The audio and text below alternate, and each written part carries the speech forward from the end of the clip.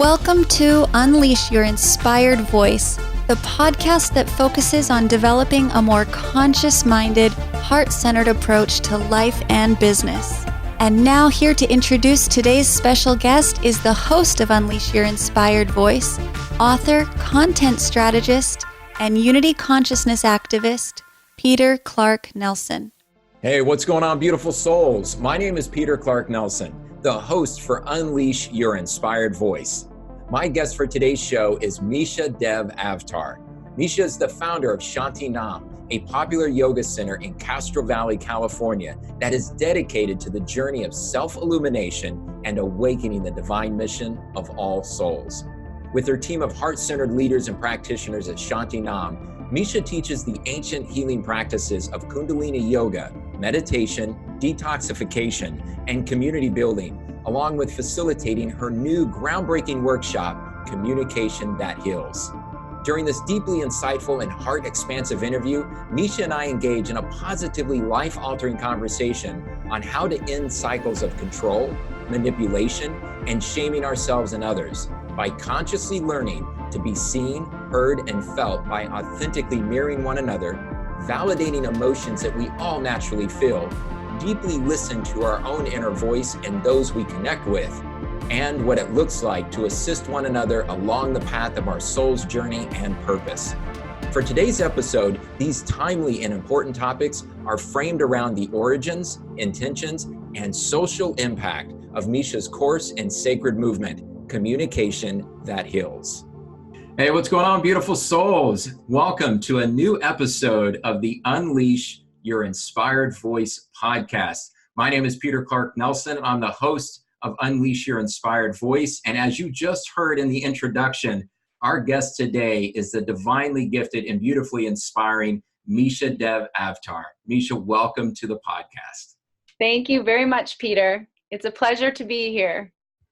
Well, I am honored to have you on here based on not only just the sacred work that you're doing, which is what drew me to you in the first place and why we even connected with regards to you being on the podcast. I was just inspired by all of the work you're doing, the articles and things you're putting up on social media.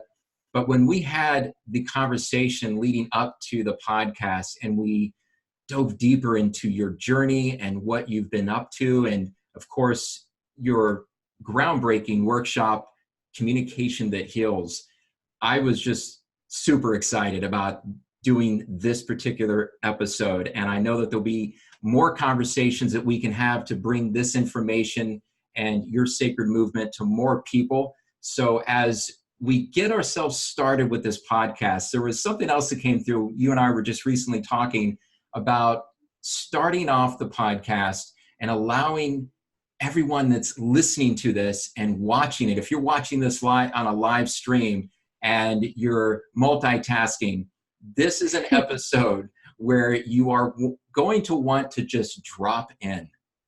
You're going to find that place wherever you might be, get it as quiet as you can, put your headphones on, and join us on this journey that we're about to take, because we are going to be covering some topics today that will not only profoundly shift your inner awareness, which will then begin to manifest itself in your outer awareness in your environment.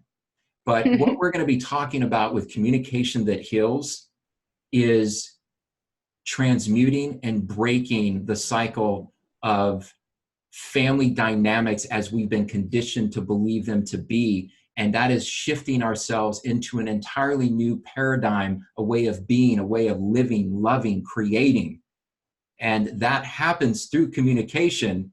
And there's multiple levels of that. And Meisha is doing some profound work in that arena. And that is a good portion of what we're going to talk about today. So to get ourselves started, Meisha is going to take us on a brief journey with a mantra. And then we're going to get into the topics that I was just talking about. So Meisha, go ahead and take us on this journey.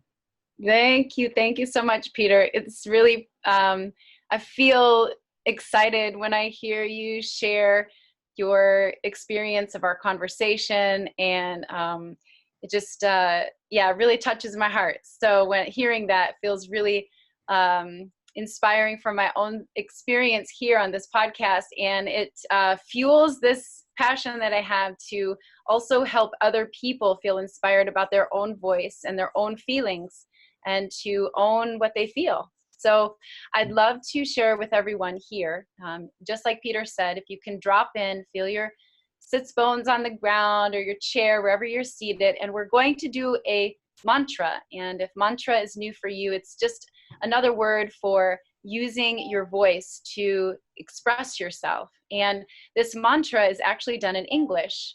Most of you might know of mantra in other languages, but what I like about this mantra is that we can relate to it here.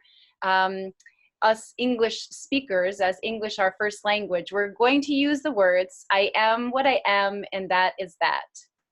And the reason why I really like this mantra is because it, well, for me personally, it allowed me at a time when it was quite scary to actually own what I was feeling and to be unafraid to express myself. It was a mantra that came to me, and I did it for a total of 62 minutes. And I went through a journey, which now you're going to experience, not for 62 minutes, but we'll do it for a couple, maybe 2 minutes. And it's just the start of what you might experience as you start to hear your own voice, validate that you have a voice, express your voice with full celebration. And in the beginning, you might not feel like you want to celebrate your voice. In the beginning of the mantra, you might sound and feel very shy, or you might feel embarrassed by your voice. And the power of mantra is that you go through the journey of getting to know who you are, where you're at vibrationally through the expression of your voice. So is everyone ready to try? Yay! Everyone in the crowd is saying, yay, we're ready. I feel the energy, yes. I can feel the energy, and I know you're there. So, all right, we're going to start first with taking our hands together and rubbing them at the center of the heart. Close your eyes. Sit up as tall as you can. Lift your 2 eyes all the way to your 3rd eyebrow point. And if you're unsure of where that's at, between your 2 eyebrows, rubbing your hands together, creating a warm energy, your own cozy energy. And then place your thumbs into your sternum, right above your heart and below your clavicles, closing your eyes. Take a deep breath in through your nostrils. Fill your belly, fill your heart, fill your clavicles, sitting tall, connecting to your North Star in the sky. And then exhaling out your nose.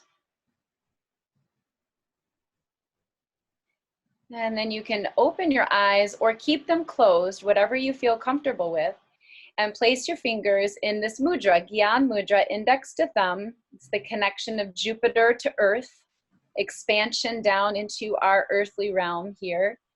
And we're going to chant, I am what I am, and that is that. And I'd like you to chant it from your navel, from your confident center. Whether you feel confident or not, there is confidence there, and we're going to harness it right now. Right now, you're going to harness it. I am what I am, and that is that. Whatever is that, that's what it is. Claim it fully. Are you ready? Let's begin.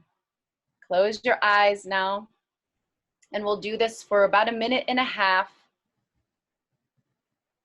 And we'll do it as if we're one voice, expressing ourselves individually and also at the same time collectively.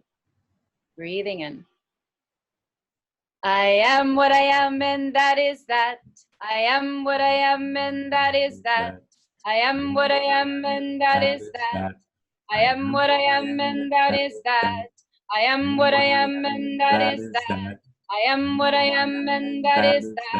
I am what I am, and that is that. I am what I am, and that is that. I am what I am, and that is that.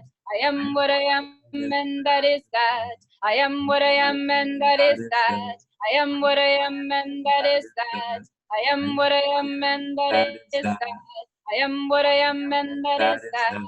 I am what I am, and that is that. what I am, and that is that. I am what I am, and that is that. I am what I am, and that is that. I am what I am, and that is that. I am what I am, and that is that. I am what I am, and that is that. I am what I am, and that is that.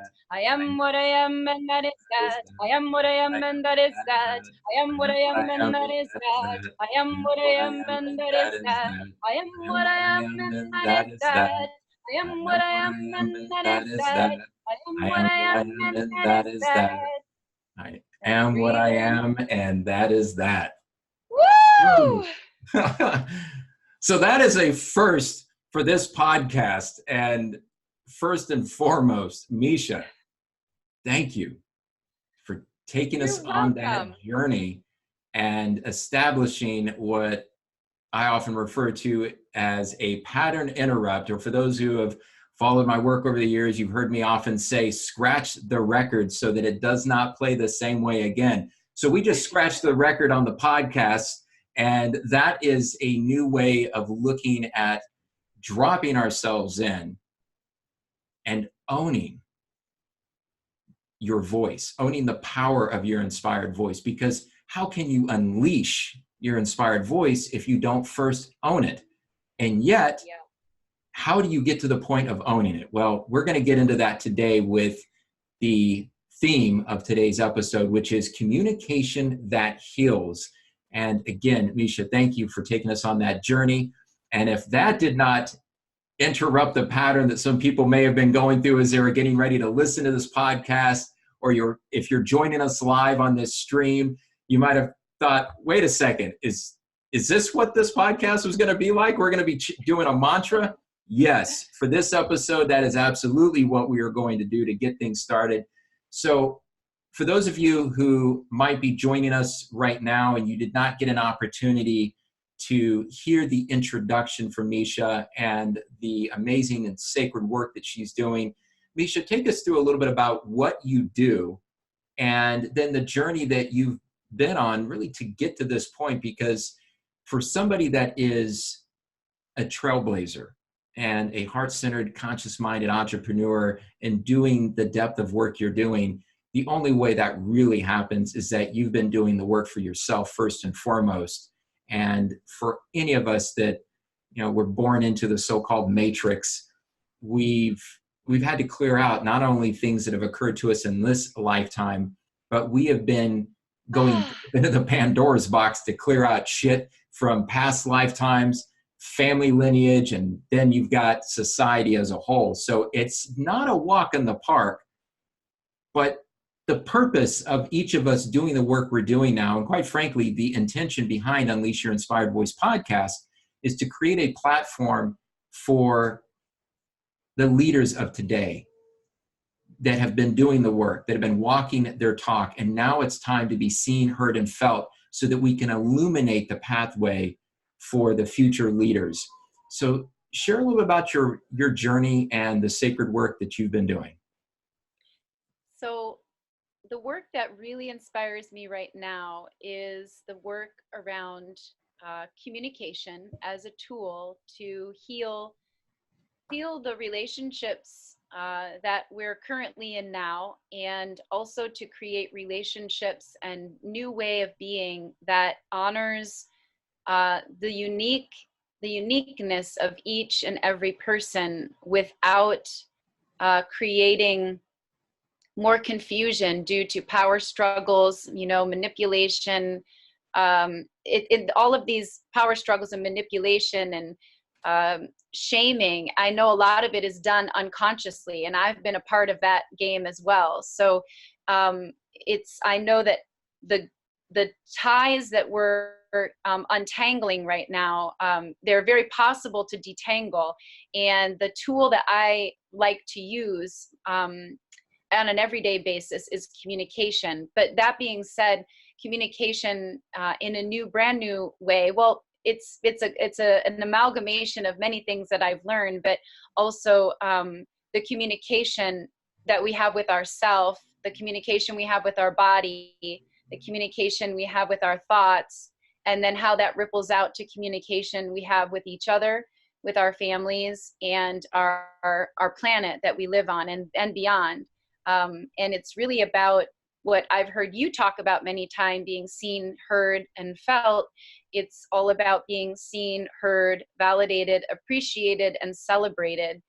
So that way we can dismantle the pain of shame that is keeping a lot of us really, really quiet and afraid to actually come out of the closet of our own self, our own trappings. So communication as a way to heal ourselves is something that I'm super passionate about right now. It's definitely something that is at the heart of healing. And some people will say, well, we don't need words to heal.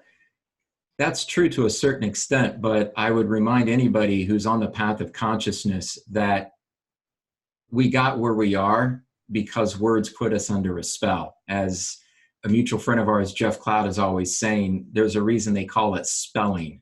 And so when you go back and you look at the history that led us here, regardless of whether or not half of it's true or not, the one thing we know without a doubt is that words are very carefully orchestrated to create an experience and a way of perceiving the world. So if we're going to shift what we see in the outer world, then it's imperative, obviously, to shift the way we perceive ourselves on the inner side of our world. And when we talk to ourselves, we're using words. And then we're communicating with our body, and our body's communicating with us. And as you beautifully just said, then all of a sudden that communication is not just with other individuals, it's with all the elements of this world, and then of course beyond. So words are truly powerful, and the way in which we understand them is a way by which we become good stewards of our energy. Yeah, I mean, every word is a vibration. So, and the way that I came to communication that heals was because it was when I used to ask myself, how do I feel about communication? The word death came to me. If I communicate, it equals death. And that seemed really dramatic to me, like why am I all of a sudden feeling that communicating is verbally is equal to me perhaps dying? And that's how it felt. And then I asked myself, what would be the opposite of this experience with communication that I'm having? And actually communication, the opposite of it would be that it would give me life, that my communicating would actually give me life. And it was strange for me because I was a yoga teacher and a teacher of other subjects for many years. And what I noticed was that as I was speaking in front of crowds, that was actually much easier. I could do that. And there's a reason why with my upbringing, but in intimate relationship or friendship or, with my family, that's where communication, I was a completely different person. I would just shut down. I was numbed out, and I didn't have tools to actually, stay present and engaged in a verbal way. So everything would shut down. My jaw would lock, my body would go into fight or flight. And it was a different experience of my own self. But as long as I was out on the stage or in front of groups of people, I could articulate easily and actually express myself with a lot of safety. So this whole communication that heals is really for me about personal relationship, because that's how I came to needing it myself. And it was very clear I was in a very desperate place of just feeling every time I'd open my mouth in a relationship, it just felt like I wasn't being seen or heard or understood. And it was like a death. There was a part of me that was just dying. My soul felt like it was dying, and I needed a solution so that way I could feel understood in connection with other human beings. And also I wanted to understand other human beings, but because I didn't have the tools to either give or receive understanding, I was very alone and very isolated. And I know that there's many people out there, and many children as well, that just feel alone, and they don't know where to turn to, and who they can actually speak their words of truth to, because they won't be understood. And then they they're not being attuned to, and they're not being mirrored back, kids can very quickly disassociate from what they truly feel. And then therefore the loss of self and the splitting starts to happen. And this is what I experienced. And I enjoy helping families come out of that numb place of confusion. And and I keep practicing it in my own life and share it with others. It's beautiful work that you're doing. Yeah. And there's a few stories that you've shared with me leading up to this podcast about some of the inspirational stories of those that are drawn to you and to your studio. And the region where your studio is, I know very well because I grew up there, and it's in San Leandro, California. And then you have Castro Valley, California. For those of you who are listening to the podcast or watching this from other parts of the world, you're wondering, well, where is that? It's in Northern California near the Bay Area. So you might be familiar with San Francisco or Oakland, and San Leandro is right next to Oakland, and then Castro Valley is nestled in there as well. For somebody that grew up in this region, it can be harsh. And it is the stereotypical patriarchal environment, if you will, or at least it once was. And that was the environment that I personally grew up in.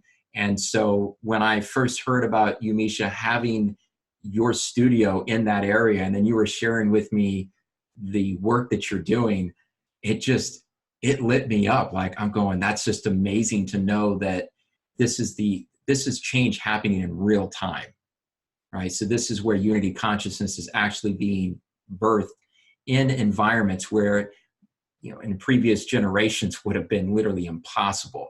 So share a little bit about this. And I want to go back into your journey where you were talking about, just the idea of you were comfortable in front of crowds. And I can relate to this. And I'm sure a lot of people who are watching this that are doing public work and have been doing their inner work, there is an interesting dichotomy between what we are comfortable with in the public eye and what we might not be so comfortable with in private or around family. So let's draw a correlation between that and the type of work, type of individuals that you're working with, because there is obviously some similarities there. Yeah, I do believe that when a child is not feeling safe in the home, doesn't feel emotionally safe, mentally safe, physically safe, I believe that the majority of the young children, boys and girls that I work with, they tend to, they create their own world to live in that is safe. You have to do it. It's what happens when we start to disassociate. And if the soul is very much recognizing that, hey, this environment that I'm in is not conducive for my growth. It doesn't feel good. Of course, cognitively, they have no idea what's really happening. But I don't know if you've seen the movie Rocket Man. Have you seen the movie Rocket Man by Elton John? No, not yet, but I'd like to see. It's an excellent movie, and I really recommend everybody see it for the reason why, because he was also a young boy who grew up in a very neglectful, abusive home, and he immediately, the minute he'd go into his bedroom, he would see the symphony of musicians, and he would envision music just happening, and he would then sit down at the piano, and it would just, all of his emotions would come through the piano. And this is just a testament to the fact that emotional energy, any energy, cannot be destroyed. Energy can only be transmuted. And so it can't be drugged. It can't be washed away with a glass of wine. It can't be, you can't go and have sex and get rid of your anger. I mean, we think we can, but it's not, it's an illusion. So, if we don't have an outlet, and also someone that can mirror us at a young age and sit with us and be with us and walk us through the stages of our emotional experience, especially difficult emotional experience, I do believe that from what I've seen in my clients is that the children become very creative. They become very imaginative, and they do create the world in which they can fully exist in. And for me, that was using my body and becoming a dancer. I mean, I just went to the or to the dance studio every night. And I remember everyone just, standing up all the time and saying, "Oh my gosh, Jetta, you're so young and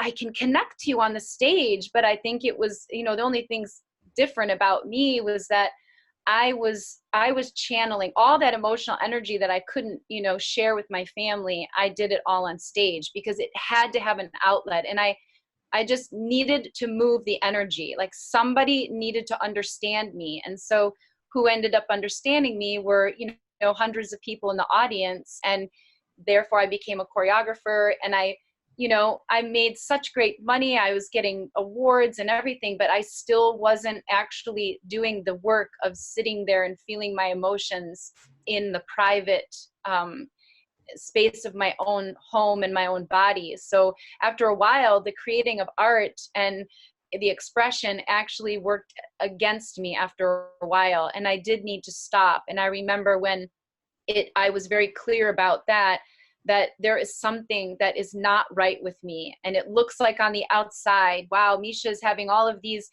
awards and big accolades. And, I was really doing well financially as an artist, but I was very depressed on the inside. But I could create great art because there was a lot of turmoil in there, right? And it's the same thing that happened with Elton John. When I saw his story on the film and the screen, it really, really resonated with me. And I could really see how he too also created great works of art, and that at a certain time he needed to go inside and really do the deeper work. And that's where I'm at now, having done the deeper work and loving now to support families move through this. And that's really what I do now. I like to help children and parents bring to help them bring them back to wholeness by reclaiming all of their emotions, and to feel safe feeling all their emotions. And then the communication that heals piece is the final part. Well, shouldn't say the final part, but it is the secondary part. After we can start to feel comfortable within our own bodies, we communicate with our emotions, then I can share with my family or my friends how I'm feeling without it disturbing, but instead creating more of a secure attachment and secure trust and bonding. Yeah. Thank you for sharing that part of your journey. And I know that everyone that's listening or watching this can relate on some level, and perhaps very specifically. I mean, you don't have to obviously have been in the creative arts, dancing or anything of, where you are having a lot of success, but there is also going to be that moment where any of us have been on this journey for a while, where we put on a particular front to basically survive. So Yeah. there's multiple levels of shields that we have. And as we start to wake up, and as we start to open ourselves up for our soul to come into our human form, those shields, those layers start to dissolve as we learn to love ourselves, forgive ourselves, reconcile things that have occurred.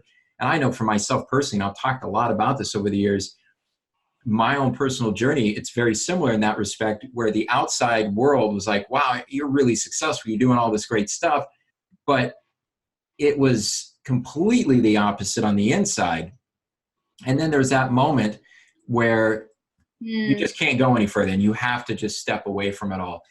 So talk a little bit about that experience and what you found for yourself that allowed you, and I was actually, recently having the Facebook Live Masterclass series, and one of the guest mentors on there is Cedar Rose, and she was talking about the courage of creativity. So I want to bring that into this conversation because it takes a tremendous amount of courage to be in an environment where everybody seems to be giving you accolades and going, you're great, you're great, you're great. And inside you're going, I don't feel great.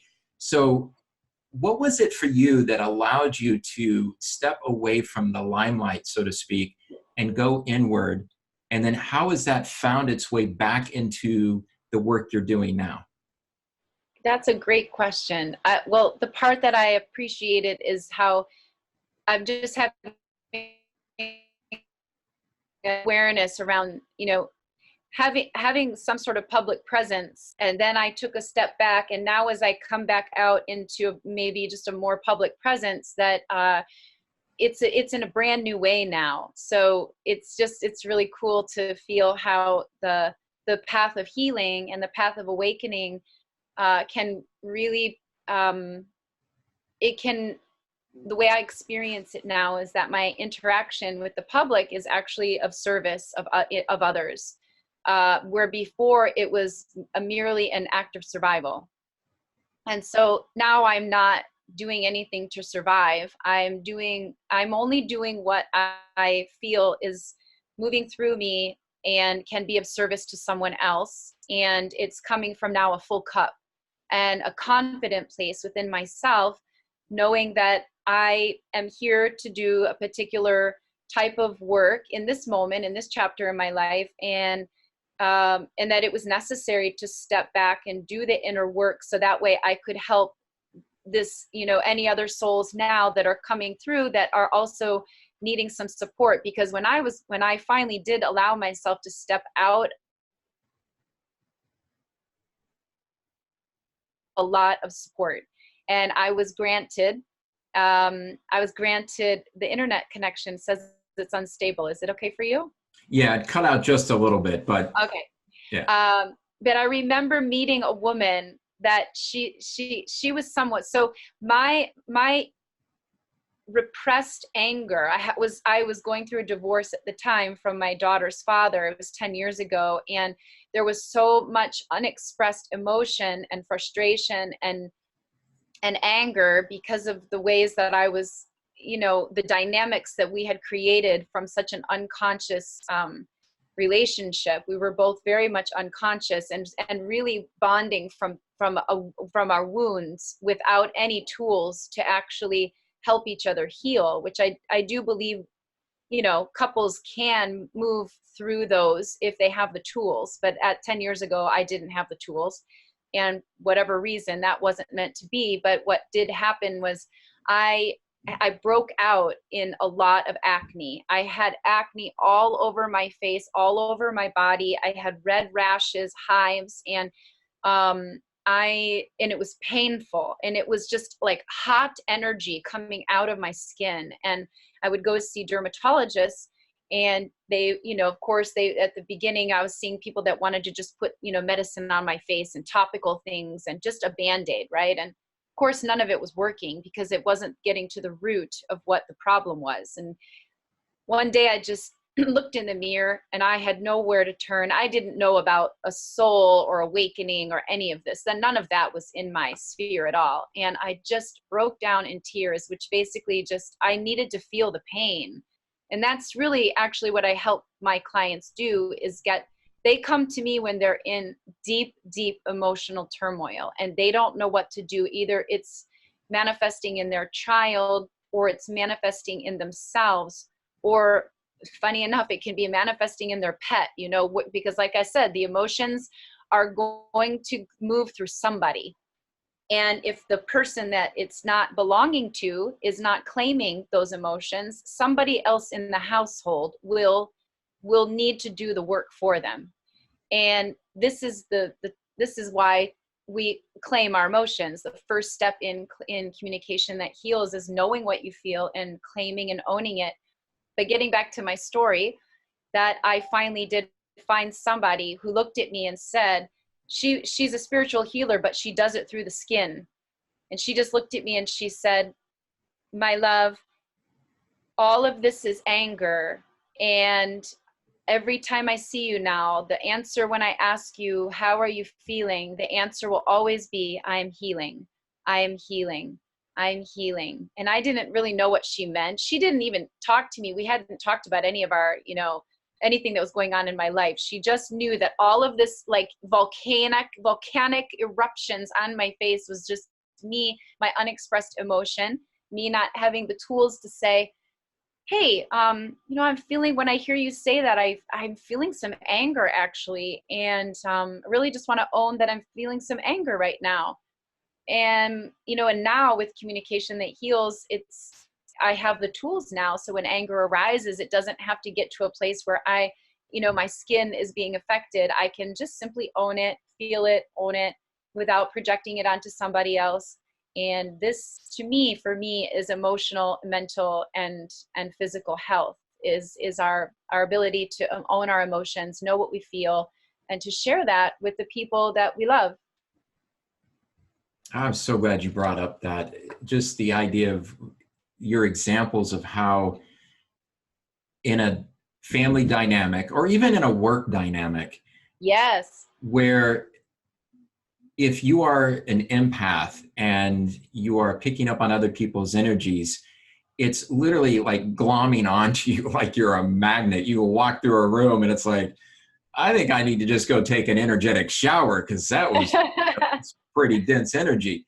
And yet when people are unconscious about that, because there's a lot of unconscious empaths. I mean, on some level, every human being is an empath. But yeah.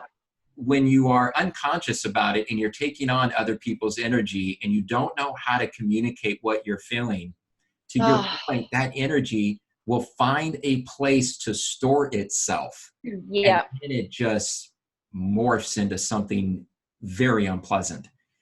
So much about what you're talking about, again, is coming back to there's ownership of the emotions, which starts with the way we communicate within our own energy field, the way we communicate with our body and ourselves, and then being willing to be vulnerable enough to share it with someone that we trust, which comes back to workshops or dynamic, group dynamics. It's so powerful when you can be in an environment of a safe container with other individuals that are working with you, because this is not a journey that we do alone, even if it is a journey that we individually have to say yes to. Yeah. But once that yes kicks in, and once we accept, yes, we're on this path, we are going to heal, we are going to reconcile, having the right people around us yes is key. So key. it's very much the idea of, it goes back to vulnerability, right? So this is one thing I want to mention to you, and to everybody who's listening to this. There is a paradox here of being a human being, right? So we're already whole, we're already perfect, and as my client and dear friend Miranda Wills is talking about with radical reconciliation, there's a bit of a joke there because we really don't have anything to reconcile yet. We are reconciling a lot. So it takes me back to a subject I want us to dive into just a little bit here, because what is really going on here is that we are reconfiguring how we've been taught to live our lives. And one of the things that we were not taught how to do was to be vulnerable. In fact, we were taught the opposite. Most men were taught that vulnerability is weakness. And then most women were taught that vulnerability is okay up to a point and then don't go beyond that.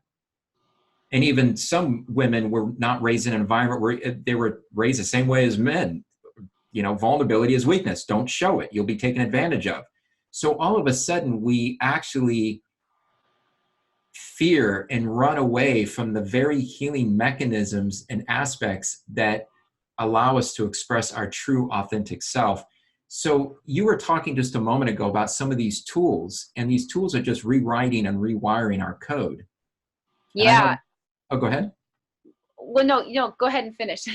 I was just going to say, because one of the things I know that you've talked about, one of the tools is what you refer to as deep listening, which again is not something that a lot of us were taught to do. We've only been taught to listen to an authority figure, but we haven't been taught to listen to our true authority figure, our inner self. So can you talk a bit about what deep listening is within the context of communication that heals, and the way that works both from an inner perspective and then how to listen to what other people are really sharing with us? Yeah. So when it comes to communication that heals, or deep soul listening and listening for the voice of another soul, first it does require that one is willing to be aware of and know that you are a soul and I am a soul, which means that we are coming from the same source of energy, of light, of love, God, consciousness, unity consciousness, doesn't matter what we call it, but that we are each individual sources of energy within ourselves, and we're in a human body, this vessel, which you and me know, but a lot of people are not awakened to this yet. And this is when I teach communication that heals. In fact, a lot of people come from a place of not understanding what I'm talking about, or perhaps they're coming from a deep religious practice or religious belief, and then there's a lot of skepticism or fear around understanding that this is okay. We're not teaching a religion here, and we're not, taking away from any religion that you might be practicing or believing in, but we are a soul. And from soul perspective, and there's so many, spiritual teachers out there that share this, that, many years ago, many decades ago, and centuries ago, and lifetimes ago, that we were born into the human form, and it was very clear the soul's particular purpose, and that the soul would just go right into the education and the relationship, or in the community, the pod, in order for them to flourish and naturally grow into themselves. And I don't really know exactly what's happened between now and then, but I know what I live in now, and there's a lot of people aren't in touch with the fact that they are a soul, which then creates the dissonance when someone who does want to practice communication that heals from a soul and human perspective. Even as I say that, I feel like it's still a bit like airy-fairy and a bit too much in the sky, and I'm still trying to work my own way of describing it. But that deep listening, if I'm listening to your soul speak, if I'm listening from soul perspective and I want to honor your soul's journey, there is no room for me to give advice. There's no room for me to tell you what to do. There's no room for me to, I'm just there to mirror your soul's expression. And the only option I have from soul to soul deep listening is very simple and clear. If you express yourself, I'm going to mirror back to you, because that's an act of love. I'm going to mirror what you just said to me, so you can really let it land, what you've heard. And I'm also going to validate what you just said, because that's your truth in this moment. And then I'm also going to, I get emotional just talking about it. Like, I really feel it. It's just such a healing modality. I'm going to then appreciate your expression. Whether your expression is completely rageful or not, I am going to validate your rageful, violent expression. I'm going to know that it's not you. It's not who you really are. I know that it is fear, and it's conditioning, and it's your inner child that has never really been mirrored properly. So you could calm down the nervous system to a place of, wow, I've really now just been seen and heard, appreciated. Wow, she's even appreciating me, to the point where I can say, wow, I really appreciate your expression of this anger that you're showing. And I really actually want to celebrate it, because I know that that anger is a call for your empowerment. And tell me more about it. And when someone who is angrily raging and ranting is met with that soul reflection, 9 times out of 10, there will be a calming. But see, now this person needs to be centered in themselves. They need to know exactly what's going on here, because they've done the deep listening work and their own validation, appreciation, celebration of their own inner anger, their own inner child work. Now I can support the mistrust and the anger, the rightful, reasonable anger of this other person, instead of me taking it personally, getting defensive and saying, this to the other person, which happens, right? Like, there's all kinds of things that can happen. Or, what are you talking about? I can't believe it. And this becomes really messy and hurtful and painful, and then relationships end. And what I see when people learn how to slow down and really own what they feel, and they're met with someone that can really communicate in this way and honor who they are and their soul's expression, whatever it is, we do return back to the wholeness that we are. It just it happens. It doesn't maybe happen right away, but with repeated effort and time, and we make the contract and agreement that we're going to do this work together, that no matter whatever emotion comes up, I am 1000% going to validate it. 1000%, because I know that that's your journey to your emotional healing, back to your emotional wholeness of your inner peace. And then we watch that soul unfold. Does it make sense?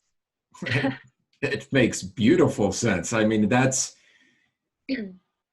where we are all going, and that's where we want to be. And for many of us, it's been a rather rocky road of ups and downs to get there, because I can relate so much to what you're talking about, as I'm sure anybody listening to the podcast and watching the video version of this.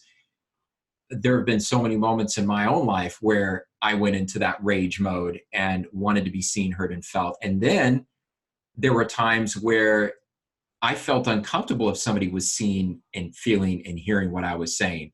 So it's interesting how much we, as just a spirit, a soul in a human form, but in our human experience, the things we desire, the love, the compassion, to be seen, heard, and felt, everybody wants that.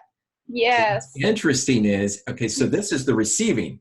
So many of us were raised and conditioned to give. So that becomes, it's like, okay, I'll give, and I'll give. But then when we actually are seen, heard, and felt, even in a situation where we might be triggered, or we may be doing our sacred work and people are giving us a lot of accolades and acknowledging the work we do, it becomes very uncomfortable. And that, I know for me, when that occurred years ago, and it's been a process for me to actually transmute it in my journey, I was a little shocked by that. I'm like, the very thing that I desire is the thing that is actually making me more uncomfortable than anything. Yeah. This is messed up. So that prompted me to go deeper into looking at why that is occurring. So let's talk a little bit about that, because I love the way that you were framing this. So when somebody is going through an emotional experience, whether they're raging, they're crying, or they're just sort of just talking through whatever they've experienced, the context of mirroring is very powerful. Let's flip that a little bit. And from the other end, when somebody is actually being heard and they're being seen and acknowledged, what would you suggest to people to feel more comfortable about that, so that they can actually receive the support that their soul is seeking? Wow, that's a great question. Well, I can say that I'm experiencing it now in the past just few months for the first time. So I'm still practicing what you're asking about. What helps me is to, well, first and foremost, to keep breathing, because sometimes it can, it's so different. It's such a different reaction when I can speak from my experience that, receiving a friendship that actually is able to actually meet my needs. I mean, at a certain point, and you and I talked about this, at a certain point, I just realized no more people that are not willing to see, hear, validate, and appreciate, support me. I'm done. I know this vibration, and I got very clear, but it took me time to get my very clear no. But as soon as I got my clear no, and I was okay with it, put it out there, it was really just like, no more. God only ones that are willing to meet me where I need to be met, because I am a human and I do have needs within relationship, and I'm comfortable with those needs, and I want to dance with other people that are comfortable with their feelings and needs. That's who I want to be with now. That's just it. Once I made that declaration very clear, under the grace of God, this is what I want, then of course I did receive it. And what was interesting, Peter, is that there were two people, one in particular, a girlfriend, her name's Summer. She has been in my life for 10 years. And what's so interesting is that I I just really couldn't fully let her love in because it was so, well, to be honest with you, it was so easy. It was like, it's always been easy to be around Summer. It's always easy. And I took it for granted because I was so used to having to try hard and be in struggle. And, with all of these people, drama, chaos, and my nervous system knew how to do all of that. Oh my gosh, even just like talking about it right now, I feel myself totally activated. But then when I think of Summer, I'm like, oh my gosh, yeah, she's been there all along. All I have to do is say yes. And what was so interesting, as soon as I called that in, Summer just kept calling me on the phone. Hey, Meisha, do you want to go swimming today? Hey, Meisha, do you want to take the kids to the park? Hey, Meisha, do you want to go out for dinner? I want to take you out to dinner. And I was like, wow, you know what? I've had it all along. God just plopped her right into my universe 10 years ago, but I obviously was not ready for the goodness. And now what I've really recognized, and her and I have had a beautiful talk about this, and she wasn't practicing communication that heals, but once I did started to teach her some of the tools, her and I made an agreement. We said, we are going to only use these tools now, and let's just see what happens, because I definitely needed people to experiment with as I was developing this way of first communicating with spirit, then communicating with my own soul, then communicating with others. So when I started to receive that, answering your question, I could also feel that little bit of like, ooh, this is weird. I'm getting my needs met and I feel seen and heard and I feel really freaking good right now. This feels so good. But then it was like my nervous system probably really wasn't as strong as it needed to be. And that's for me where my daily practice comes in. And I do work for my nervous system to strengthen my nervous system and to strengthen my glandular system. So that way I keep daily releasing toxins, toxic thinking, toxic energy, anything toxic out of my body every day, and then replenishing my nervous system. And I do believe that the stronger our nervous system is, then we are able to hold the higher frequency of love. But the nervous system is key. That was a long answer. No, it was actually. I wish I could be more concise. I'm working on my conciseness as well. Well, whatever you're doing to be more concise is working, because that was pretty concise and okay. beautifully articulated, because of the way, again, that's vulnerability.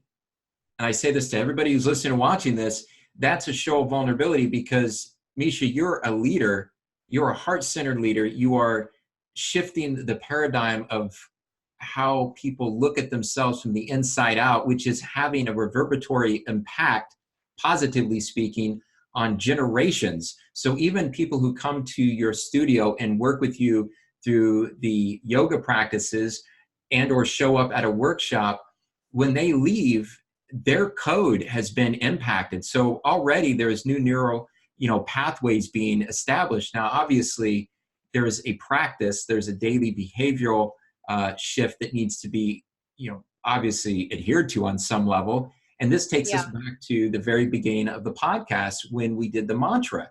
So that was very different, at least in terms of how the podcast has run. But it's different for people who are listening to podcasts, whether it's this one or others, because oftentimes we get into a habit of listening to something. We sort of, oh, that was an interesting quote. Oh, that sounded kind of cool. And then we just go about our ways while people, you're multitasking while you're listening to things. What we did was we established a pattern interrupt, which got people to drop in. And what you're doing is a pattern interrupt. So that declaration created an entirely new shift of your energy field. And then it was a matter of you loving yourself enough each and every day to continue to recognize how your old behavioral patterns were showing up, and was sort of like, the inner child going, you told me it was going to be safe to be seen. I don't know. It's okay. I don't know. It's okay. And eventually your relationship with your friend Summer was that reminder that the beauty and light of who you are has always been there, reflected back to you through a dear friend. And then that became sort of an anchor point. And I'm going through and framing a lot of what you were saying for people who are watching and listening to this, because oftentimes we hear things and we go, wow, that was really impactful. Wow, that was inspiring. When you hear something, I say this to everybody who's listening and watching this, when you hear something that really hits home for you, give yourself the space and the time to allow it to percolate, to recognize and acknowledge it. Because this goes back to communicating with yourself as it is with anyone else. Acknowledgement, if we don't get acknowledgement, we wilt and die. That's basically what happens. Yeah. So imagine, a plant. You go out and buy a really cool plant. You see it in a store, you take it home. If you don't water it, you don't talk to it lovingly, you just ignore it, that plant will die. And while a human being might not appear outwardly speaking to physically perish by not being acknowledged, on the inside, they're perishing. Their souls dying, yes. Absolutely. So I say this.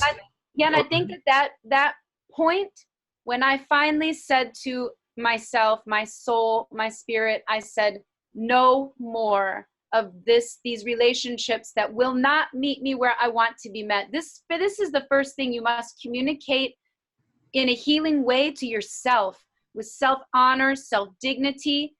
Say no, learn how to say no, and know that it's not being mean or selfish. In fact, it is actually really important, and it's essential to treat oneself with utmost respect. And of course, when you're a child and you're a little one, you are still dependent on the shelter and the safety of the home. But at a certain point, what I really want to teach children is even then, if you are still in a situation where everything in your body is shutting down, let's turn on your voice, your inner voice, and say, no more, this doesn't work for me. I don't like how I'm feeling. I do not feel safe when you speak to me like that, Dad. Dad, when you're yelling at me like that, I am afraid of you. Dad, when you are ignoring me like that, I feel lost. I feel lost. And it's important that children have these words, they have vocabulary that they can put to their feelings. And, what I aim to do is to create a safe space for families to do that in our studio space and in retreats. And I do believe that even parents that are in that place of rage and disconnect, actually, they will listen to their child if their child knows. Now, of course, it's not the child's responsibility at all. I would much rather work with the parent, because it's the parent that needs to do the work. But if we're working with parents and children at the same time, we can make significant change, and I've seen it happen. And it is the reclamation of one's voice and their own feelings. So I love that. So for people who are listening to this and watching, you may remember I mentioned that Meisha's studio is in the Bay Area. So there's a space there in San Leandro, California, Castro Valley, California. But for people that are not in that region, how would somebody reach out to you, and where would they go to connect with you and to be able to have an opportunity to do this deep level work through communication that heals? Yeah, so I have a website. It's Shanti Naam Yoga, and that's spelled ShantiNaam Yoga, shantinaamyoga.com. And from there, you can find out all about our offerings and retreats and gatherings, workshops. And I also do work with people privately, one-on-one. And I have a 2-month program that helps people move through these breakthroughs of communication breakdown, and also any sort of breakdown, whether it's a chronic illness or physical pain or breakup, relationship. I work a lot with single mothers, because that's been my journey. So anyone who is looking for a breakthrough and knows that their ability to verbalize and articulate is part of their reclamation of who they really are, then we might have a journey to take together, and I would love to meet you.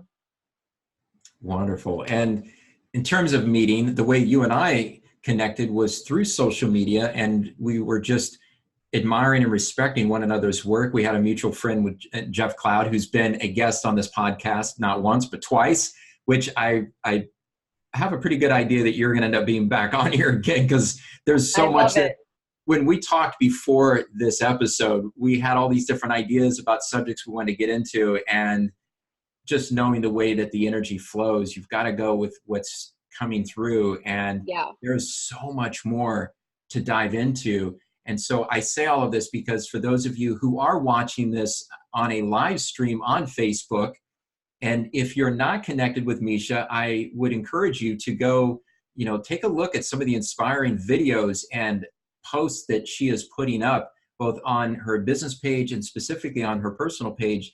There is some profound, insightful wisdom that is being shared. And so that's an opportunity for everyone to build on the energy and the information. And then, of course, if you are, you likely already know if you're being called to engage with Meisha and to collaborate with her, whether it's to go and be a part of the in-person workshops and retreats, or you're going to work with her on a one-to-one basis from a distance, you already know that you're going to be reaching out to her. But suffice to say, it's still nice to build on this information right away, and you'll find just an enormous amount of beautiful writings and videos and insights on her social media pages.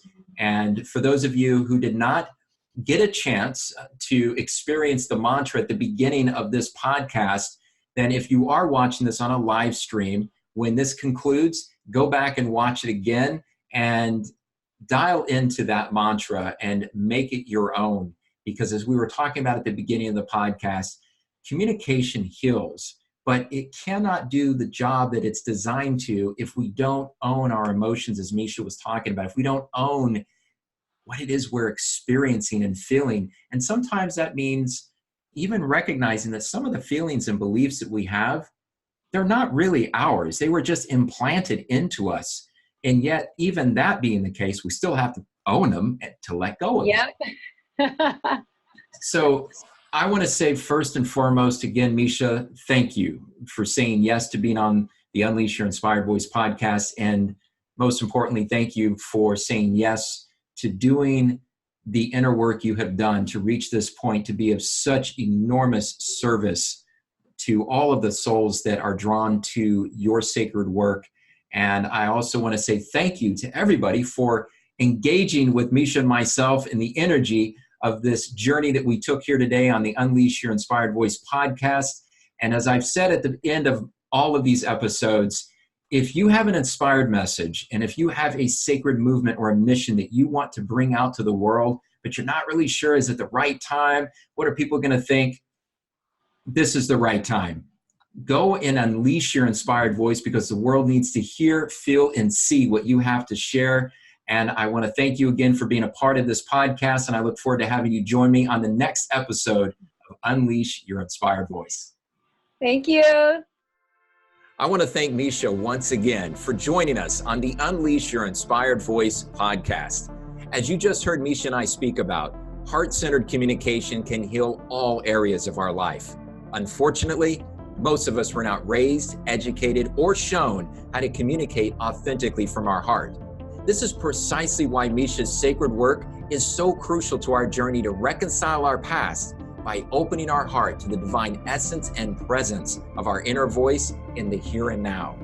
Meisha's deeply immersive and groundbreaking Communication That Heals programs empowers you with a foundational understanding for healthy connection with yourself and others, along with specific skills, tools, and conscious awareness to practice and apply in real-world scenarios. If this episode and the topics we covered resonate with you, I enthusiastically encourage you to reach out to Meisha and explore how you can work with her, either through her one-to-one private client services or to be a part of her Communication That Heals workshops.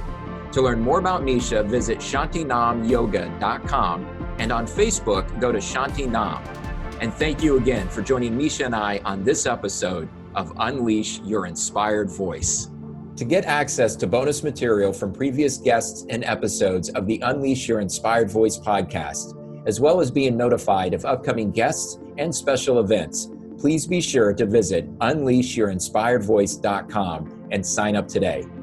I also want to give a shout out and offer my eternal gratitude for the divinely gifted team here at the Unleash Your Inspired Voice podcast. Thalassa Tam of Thalassa Designs, who is the amazingly gifted artist behind the branding of Unleash Your Inspired Voice. To learn more about how she can bring your vision to life through beautiful and heart-centered brand design, please visit thalassadesigns.com. And to my dear friend and brilliant podcast producer, Samantha Castro of Castro Creations, thank you for all you do. Without you, the Unleash Your Inspired Voice podcast would not exist as it does today. If you're seeking high-level editing, mixing, production, and support on your videos or your podcast, please be sure to visit scastrocreations.com. As always, thank you all for joining us on Unleash Your Inspired Voice and for playing an important part in giving birth to unity consciousness in our lifetime.